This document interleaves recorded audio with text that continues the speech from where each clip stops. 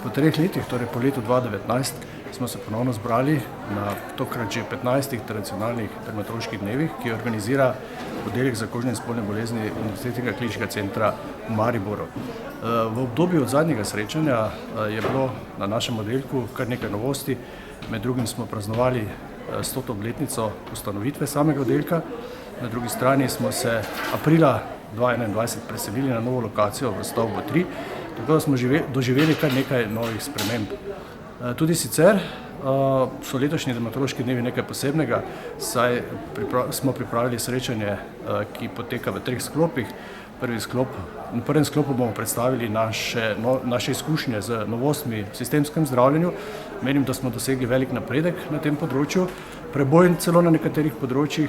Po drugi strani pa nekako ne bomo zanemarili drugih 2 sklopov, ki sta letos v ospredju, to sta psihodermatologija na eni strani in pa v bistvu kronična venska bolezen na drugi strani. Torej, udeležencev je prijavljenih veliko, upamo, da bo srečanje potekalo brez zapletov in da bodo predvsem poslušalci, kar je naš osnovni namen, dobili tisto, po kar so prišli.